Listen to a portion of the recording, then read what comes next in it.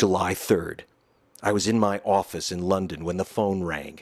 It was Mexico City. I was told, take a look at the Mexican papers. The exit polls in the presidential election there showed a clear win for Andres Manuel López Obrador, the left-wing's candidate for president. But the official count gave the election to George Bush's ally, Felipe Calderon, of the right-wing ruling party, the PAN. Exit polls that don't match the official vote count. I'd heard that story before. In Ohio in 2004, John Kerry led Bush in the exit polls, and in 2000, Al Gore won in the Florida exit polls.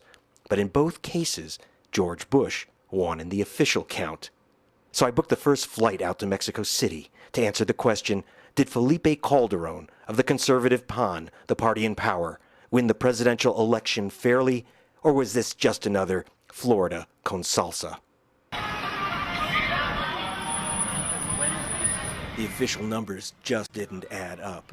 So my first stop was to meet one of Mexico's top numbers experts, statistician Victor Romero of Mexico's National University.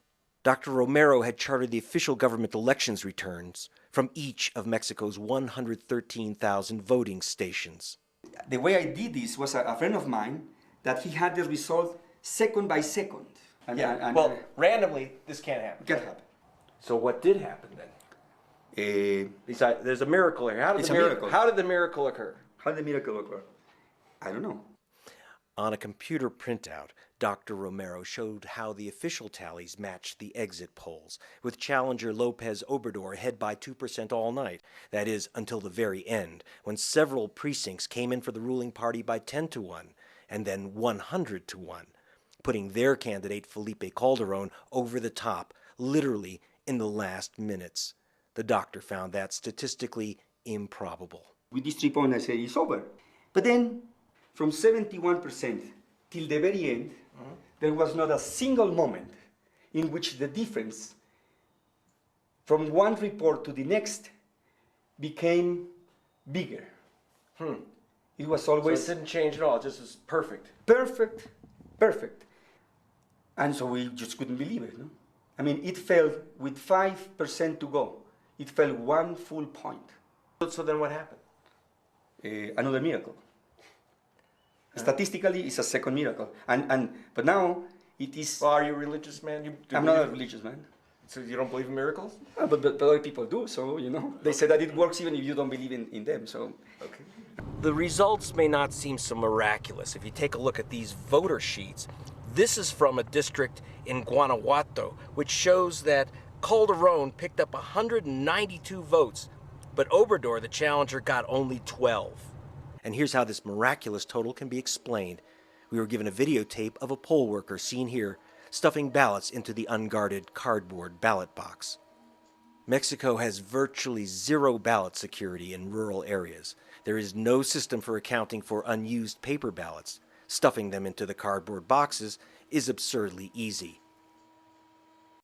Despite the evidence of ballot stuffing, the conflict with exit polls, and the miraculous returns, the Federal Election Commission in Mexico named Calderon the winner by a margin thin as a tortilla, by less than 0.5%. The rush to announce a winner was all the more surprising, given the wave of other reported irregularities. This is Cesar Yanez, who directed the campaign for López Obrador's party, the PRD. He noted there were 300,000 fewer votes for president than for senator, a drop-off that voting experts say never happens without fraud. Yanez guessed maybe they ate their votes.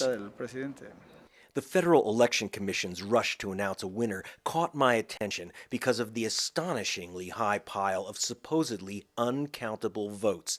Nearly 1 million blank, unreadable ballots, 4 times the alleged margin of victory. The smell of Florida was unmistakable. In the 2000 U.S. election, Florida Secretary of State Katherine Harris stopped a hand count of 179,000 supposedly blank ballots. Mexico's Electoral Commission, taking the exact same stance as Harris, is refusing to have a public hand count of those supposedly blank 1 million ballots. Yanez noted that the commission agreed to open a fragment of 1% of the ballot packets. Yanez noted that the commission agreed to open a fragment of 1% of the ballot packets. In most cases, ballots that were totaled as blank were in fact votes for Obrador. Paquetes electorales se encontraron votos a favor de Andres Manuel, votos que eran considerados nulos. Each box opened produced enough newfound votes for Obrador that opening all the boxes should statistically change the outcome of the election. But all the boxes won't be opened. The ruling party, the PAN, and the Electoral Commission refuse a full public recount, and the government says that it's over. Calderon and his ally George Bush say it's all over, but there are hundreds of thousands of people here who say not until all the votes are counted one by one.